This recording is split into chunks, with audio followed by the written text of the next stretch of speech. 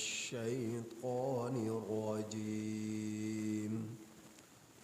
بسم الله الرحمن الرحيم.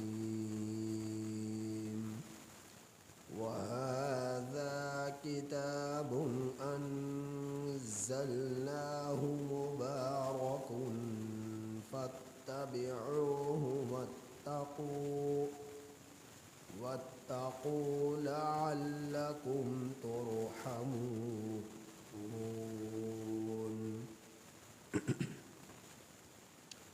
سورۃ الانعام کی آیت نمبر 155 آپ حضرات کے سامنے تلاوت ہوں. اس آیت کریمہ کا ترجمہ یہ ہے: وَهَذَا کتاب، اور یہ کتاب، انزلناہ، جسے ہم نے نازل کیا، مبارک، برکت والی ہے. فاتبعوہ، سو تم لوگ اس کتاب کی پیروی کرو.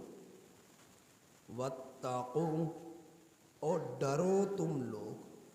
لعلکم ترحمون، تاکہ تم لوگوں پر رحم کیا جائے. پچھلی آیت کریمہ میں یہ بات بیان کی گئی کہ اللہ جل شانہ نے حضرت موسیٰ علیہ السلام کو تورات عطا فرمائی، جس میں لوگوں کے لیے رشد و ہدایت تھی.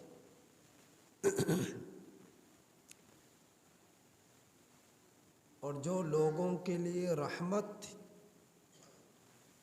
اور تورات کے جس میں لوگوں کی ضرورت کے دینی اعتبار سے تفصیل تھی، تاکہ لوگ تورات پر عمل کر کر دیندار بنے رہیں. تو اللہ جل شانہ نے آسمانی کتابیں انسان کی روح کی ضرورت کے لیے نازل فرمائی. تورات، زبور اور انجیل اور قرآن مجید، تاکہ انسان آسمانی کتابوں پر عمل کر کر صحیح معنی میں انسان بنا رہے، حیوان نہ بن جائے. تو انسان دو چیزوں سے مرکب ہے، ایک جسم اور دوسری روح. جس طرح جسم کی ضروریات ہیں، اسی طرح روح کی بھی ضروریات ہیں. تو ہم لوگ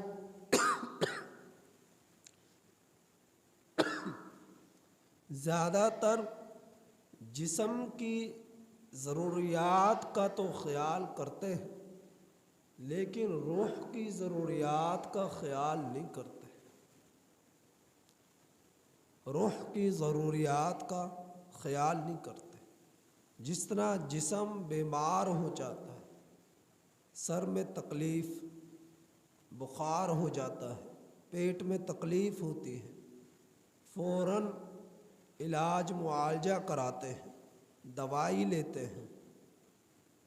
اور بھوک لگتی ہے، خوراک لیتے ہیں. پیاس لگتی ہے، پانی پیتے ہیں. بھوک لگتی ہے، روٹی کھاتے ہیں. تو یہ جسم کی ضروریات پوری ہو رہی ہے. اور روح کی ضرورت ہے دین. تو اللہ رب العزت نے انسان کی رشد و ہدایت، دینی ضروریات کو پورا کرنے کے لیے آسمانی کتابوں کو نازل فرمایا، تاکہ اس کی روح کی ضرورت دینی اعتبار سے وہ پوری ہوتی رہے۔ تورات بھی اسی مقصد کے لیے نازل ہوئی، زبور بھی اسی مقصد کے لیے نازل ہوئی، انجیل بھی اسی مقصد کے لیے نازل ہوئی، اور قرآن کریم بھی اسی مقصد کے لیے نازل ہوئی۔ جسم اور روح میں اصل روح ہے، جسم اور روح میں اصل روح ہے۔ روح کے بغیر جسم کسی کام کا نہیں رہتا۔ تو ہم لوگ اصل کو چھوڑ کر جو ہے جسم کا خیال کرتے ہیں، اصل کو چھوڑ دیتے ہیں۔ یہ بالکل اسی طرح جس طرح کہ بتلایا گیا، انسان کسی سواری پر سوار ہو تو انسان اس سفر کرنے میں اصل ہے، اس سواری میں اصل ہے، اور سواری جو ہے اس کے بعد ہے۔ اگر انسان گھوڑے پر، اونٹ پر سوار ہو جائے اور ٹھوکر لگ جائے، وہ گھوڑا وہ اونٹ گر جائے، تو لوگ سب سے پہلے انسان کو اٹھائیں گے، اور جانور چونکہ اللہ کی مخلوق ہے بعد میں اس کو دیکھیں گے، لیکن پہلے انسان کو اٹھائیں گے، کہیں اس کو چوٹ تو نہیں لگی، کہیں اس کا نقصان تو نہیں ہو گیا۔ تو معلوم ہوا کہ سواری میں اور مسافر میں اصل وہ مسافر ہے، اصل وہ سوار ہے جو سواری پر سفر کر رہا ہے۔ اور اسی طرح جسم اور روح میں اصل روح ہے، اور روح جسم پر سوار ہے۔ جب تک روح جسم پر سوار رہے گی، یہ جسم انسان رہے گا، انسان کہلانے کا حقدار رہے گا۔ اور جب یہ روح مرجھا جائے گی یا روح جسم سے نکل جائے گی، پھر اسے کوئی انسان نہیں کہے گا، اسے مردہ کہے گا، میت کہے گا۔ تو ہم لوگ اس جسم کو کہ جو ایک دن بالکل ڈھیر ہو جائے گا، لکڑی بن جائے گا، بے جان ہو جائے گا، اس کی نشو و نما، اس کی خوراک کا بھرپور خیال کرتے ہیں۔ لیکن جو روح سب سے پہلے میرے رب نے جسم سے پہلے جو روح کو پیدا کیا، یہ جسم سے نکلنے کے بعد بھی باقی رہے گی، روح نہیں مرے گی۔ جتنے بھی انسان دنیا میں آئے ہیں اور آ رہے ہیں اور آئیں گے، ان سب انسانوں کی روحیں اللہ نے جو پیدا کر چکا ہے ایک ہی مرتبہ عالم ارواح میں، اس روح کو کبھی موت نہیں آئے گی۔ جب ان بچہ ماں کے پیٹ میں آتا ہے، 4 ماہ کے بعد اللہ عالم ارواح میں سے اس روح کو ماں کے پیٹ میں بچے کے جسم میں منتقل کر دیتا ہے۔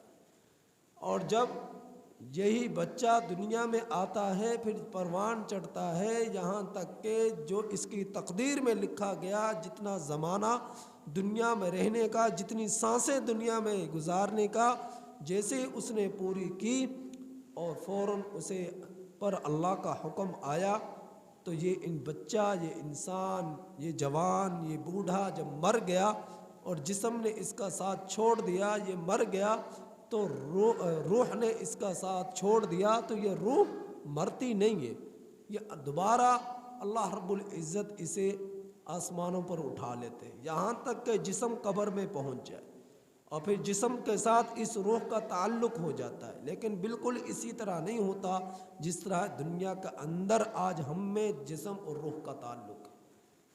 اتنا تعلق ہوتا ہے کہ اسے سزا ملتی ہے، اسے بھی یہ محسوس کرتا ہے، اسے جو ہے نعمتیں ملتی ہیں، اسے بھی یہ محسوس کرتا ہے۔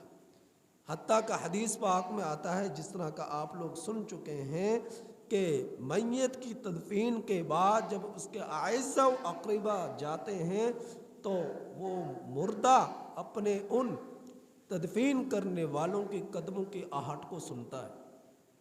جیسے ہی قبر میں پہنچایا، فوراً روح کا تعلق جسم کے ساتھ جڑ گیا۔ تو روح کا خیال ہم لوگ نہیں کرتے، روح کی خوراک کا خیال ہم لوگ نہیں کرتے۔ میرے رب نے انسان کے لیے تورات میں، زبور میں، انجیل میں، قرآن کریم میں 3 بنیادی اصول واضح طور پر جو ہے بیان فرمائے ہیں توحید رسالت اور قیامت۔ یہ تینوں چیزیں اصل ہیں اور ہر شریعت میں رہی ہے، توحید، رسالت اور آخرت۔ بعثت بعد الموت کے بعد کے احوال اللہ رب العزت نے بنیادی طور پر بیان فرمائے، کسی بھی شریعت میں کوئی اختلاف نہیں۔ باقی جتنی بھی چیزیں ہیں سب کی سب فروع ہیں، اصل چیز توحید، رسالت اور آخرت ہے۔ تو اللہ رب العزت نے ان تینوں چیزوں کا ذکر تورات میں، زبور میں، انجیل میں اور قرآن کریم میں واضح طور پر، مفصل طور پر بیان فرمایا۔ اور قرآن مجید اللہ رب العزت نے اس کے اب چونکہ پوری دنیا میں تورات، زبور، انجیل باقی نہ رہے، ان میں تحریفات ہو چکی، اب پوری دنیا کے اندر جو ہے اگر واضح اصلی شکل میں، اصلی حالت میں اگر کوئی کتاب موجود ہے تو وہ قرآن کریم ہے۔ تو قرآن کریم کو اپنی جو ہے مضبوطی کے ساتھ اپنی زندگیوں میں پرو لینا، اپنی زندگیوں میں لے آنا، یہ انسان کو صحیح معنی میں انسان بنا دیتا ہے۔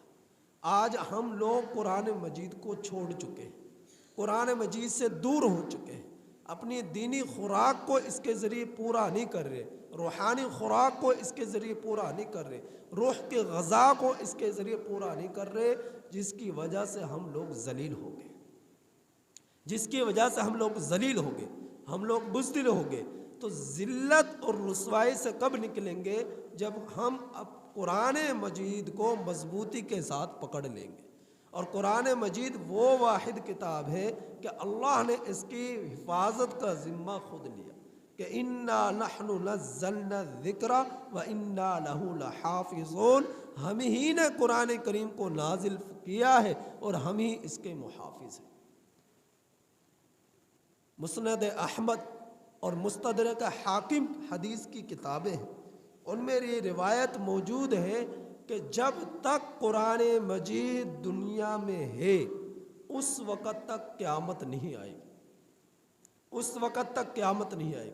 جب قیامت نے آنا ہوگا اللہ رب العزت جو ہے قرآن مجید کے اوراق سے، صفحات سے اللہ تعالی سارے کے سارے قرآن کریم کے حروف، الفاظ وغیرہ کو اٹھا لیں گے، صاف کاغذ رہ جائے گا، صاف کاغذ، کوئی تحریر نہیں ہوگی، کوئی آیت نہ ہوگی، کوئی صورت نہ ہوگی، تمام کے تمام حروف کو میرا رب جو ہے اٹھا لے گا، حتیٰ کہ جو حفاظ ہیں، جو قراء ہیں، جو علماء ہیں، اللہ رب العزت ان کے سینوں سے قرآن مجید کو نکال لے گا۔ اس میں انسان اس حافظ قرآن کی، اس قاری قرآن کی، اس عالم قرآن کی توقیر نہیں ہوگی، اس میں بے عزتی نہیں ہوگی، توہین نہیں ہوگی، بلکہ قیامت کو قائم کرنے کے لیے اللہ تعالیٰ ایسا کریں گے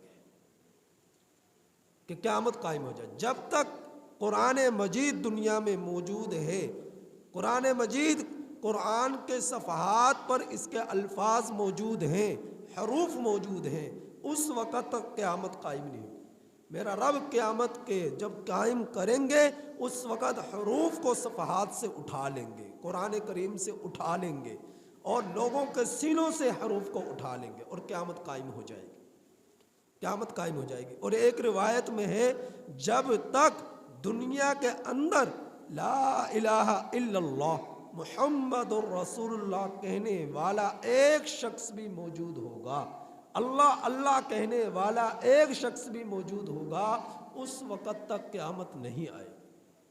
قیامت اس وقت آئے گی جب ایک بھی اللہ اللہ والا کہنے والا دنیا میں موجود نہیں ہوگا، لا الہ الا اللہ محمد الرسول اللہ کہنے والا ایک شخص بھی دنیا میں موجود نہیں ہوگا، اس وقت تک موجود ہوگا، اس وقت تک قیامت قائم نہیں ہوگی۔ تو اس لیے ہم اپنی روح کا بھی خیال کریں، جب تک روح کی غذا دینی اعتبار سے، قرآن کریم کے عمل کرنے کے اعتبار سے شریعت پر عمل کرنے کے اعتبار سے روح کی غذا روح کو ملتی رہے گی، اس وقت تک انسان صحیح معنی میں انسان بنا رہے گا۔ اگر روح کی غذا پوری طرح نہ ملی تو یہ ظالم بنے گا، یہ فاسق بنے گا، یہ جابر بنے گا، یہ جو ہے زانی بنے گا، یہ شرابی بنے گا، یہ رشوت خور بنے گا، یہ سود خور بنے گا، یہ قاتل بنے گا، یہ ہر برے کام کو کرے گا۔ لیکن جب روح کو غذا دینی اعتبار سے پوری ہوتی رہی، روح کی غذا اسے ملتی رہی، تو پھر یہ ظالم نہیں، پھر یہ نیک بنے گا، پھر یہ متقی بنے گا، پھر یہ پرہیزگار بنے گا، پھر یہ صادق بنے گا، پھر یہ امین بنے گا۔ تو اللہ رب العزت اسے نیک بنائے گا، متقی بنائے گا، جب روح کی غذا روح کو ملتی رہی۔ تو روح کی غذا کا بھی خیال رکھا جائے، روح کی غذا کا خیال رکھا جائے۔ گھروں میں بستروں میں سو کر روح کی غذا پوری نہیں ہوگی کہ نماز ضائع ہوتی رہے۔ زکوٰۃ کا حکم ہے، زکوٰۃ ادا نہ کر روح کی غذا پوری نہیں ہوگی۔ کاروباروں سے بددیانتیاں کر روح کی غذا پوری نہیں ہوگی۔ جب تک ہم روح کی غذا کا خیال نہیں کریں گے اس وقت تک جو ہے ہم صحیح معنی میں انسان نہیں کہلائیں گے۔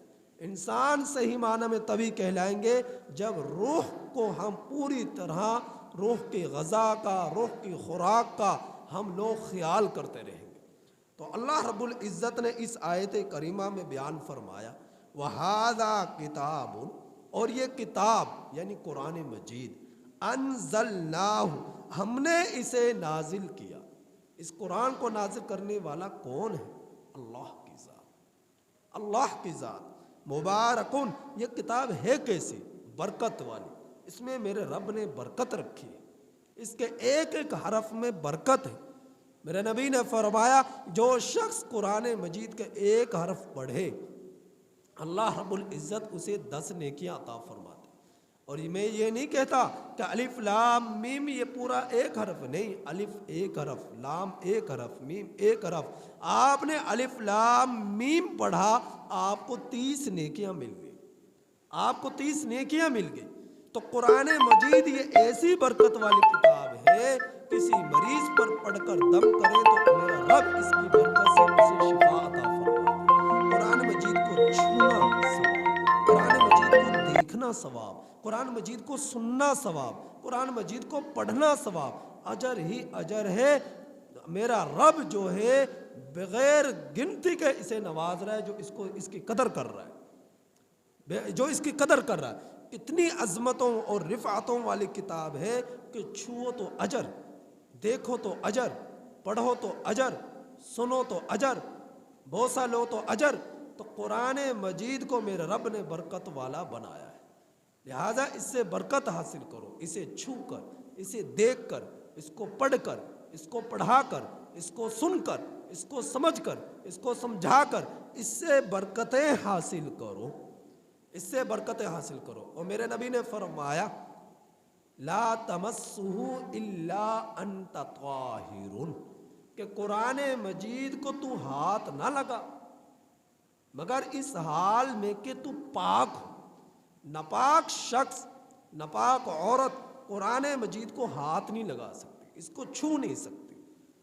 انسان جو ہے آدمی اگر ناپاک ہے تو وہ حالت جنابت میں ہے، وہ اس کو چھو نہیں سکتا۔ عورت ناپاکی کی حالت میں وہ قرآن مجید کو چھو نہیں سکتی، اس کی تلاوت نہیں کر سکتی۔ ہاں قرآن مجید کی وہ آیات کہ جن کو دعا کے طور پر پڑھا جاتا ہے، مثلاً بسم اللہ الرحمن الرحیم، قرآن مجید کی یہ مستقل ایک آیت ہے۔ اگر اس کو دعا کے طور پر پڑھا جائے تو یہ پڑھ سکتی ہے عورت بھی، یہ حالت جنابت والا مرد بھی، دعا کے طور پر پڑھے، لیکن تلاوت کے طور پر یا کسی اور مقصد کے تحت اس قرآن مجید کی اس آیت کی تلاوت نہیں کر سکتا۔ اگر کوئی شخص یہ پڑھے لا الہ الا انت سبحانک انی کنت من الظالمین، تو حالت جنابت میں تو دعا کے طور پر اس کو پڑھ سکتا ہے، تلاوت کے طور پر یا برکت کے طور پر اس کو نہیں پڑھ سکتا، اس کو نہیں پڑھ سکتا۔ تو اس کو صرف پاکیزہ لوگ ہی چھوئے، پاکیزہ لوگ ہی چھوئے۔ ہاں بغیر چھونے کے قرآن مجید کی جو جس کا وضو نہیں ہے وہ اس کی تلاوت کر سکتا ہے. وضو کے بغیر چھوئے بغیر وضو نہیں ہے، اور وضو نہیں ہے قرآن مجید کو چھوتا نہیں ہے اور زبانی پڑھتا ہے تو وہ اس کو پڑھ سکتا ہے. لیکن وضو کر کر پڑھنے کا وہ الگ ثواب ہے، دوہرا ثواب ہے.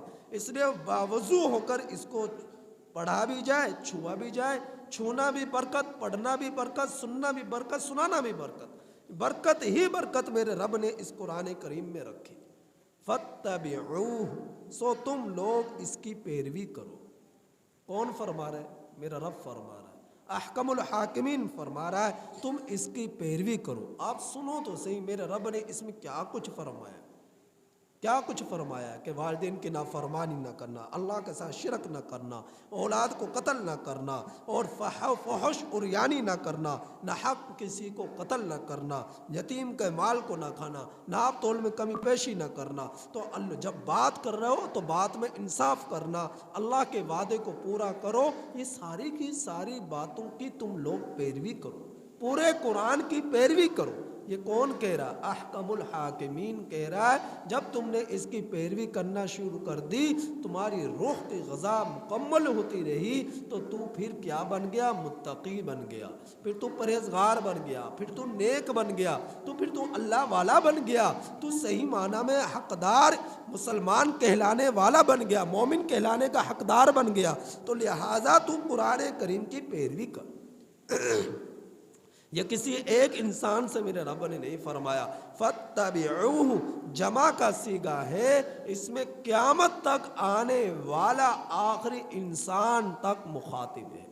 چاہے وہ مشرق کا رہنے والا ہو، چاہے وہ مغرب کا رہنے والا ہو، چاہے وہ شمال کا رہنے والا ہو، چاہے وہ جنوب کا رہنے والا ہو، چاہے وہ یہودی ہو، چاہے وہ نصرانی ہو، چاہے وہ سکھ ہو، چاہے وہ ہندو ہو، چاہے وہ بدھ مت ہو، چاہے وہ مسلمان ہو، سب کے سب اس کے مخاطب ہیں. مسلمان تو ایمان لایا تو اس کو اس کی اتباع کا حکم ہوا، اور جو ایمان نہیں لائے ان سب کو اس پر ایمان لا کر پیروی کرنے کا حکم ہوا کہ ایمان لاؤ اور اس کی پیروی کرو. جب تک تم اس کی پیروی کرو گے اللہ کے غضب سے بچتے رہو گے، اللہ کے عذاب سے بچتے رہو گے. اگر تم نے اس کی پیروی نہ کی، قرآن کریم کی قدردانی نہ کی، قرآن کریم کے سے برکت حاصل نہ کی، اس کی قدردانی نہ کی، اس کی پیروی کو چھوڑ دیا، اس کی اتباع کو چھوڑ دیا، تو پھر یاد رکھ اے انسان، واتقوا، تو نہ ڈرا، تو نے تقوی اختیار نہ کیا، تو نے پرہیزگاری اختیار نہ کی، تو اللہ کے غضب سے نہ ڈرا، اللہ کے عذاب سے نہ ڈرا، اللہ رب العزت کی سزا سے نہ ڈرا، اللہ کے ساتھ شرک کرنے سے باز نہ آیا. تو ڈرا نہ، واتقوا، تو ڈرا نہ، تو ڈر اللہ تعالیٰ سے شرک کرنے کے اعتبار سے، نافرمانی کرنے کے اعتبار سے، قرآن کریم کی پیروی کرنے سے جو ہے پرہیز کرنے کے اعتبار سے، دور ہونے کے اعتبار سے. اگر تو نہ ڈرا، قرآن کی اتباع کرنے سے دور ہوتا رہا تو یاد رکھ پھر تیرا رب کا عذاب تجھ پر نازل ہوگا، اللہ کا غضب تجھ پر نازل ہوگا. اللہ تجھ پر رحم نہ فرمائیں گے، وہ تبھی تجھ پر رحم فرمائے گا، وہ تبھی تجھ پر کرم فرمائے گا جب تک تو فَاتَّبِعُوهُ قرآن کریم کی اتباع کرتا رہے گا، پیروی کرتا رہے گا، قرآن کریم کے مضامین پر عمل کرتا رہے گا.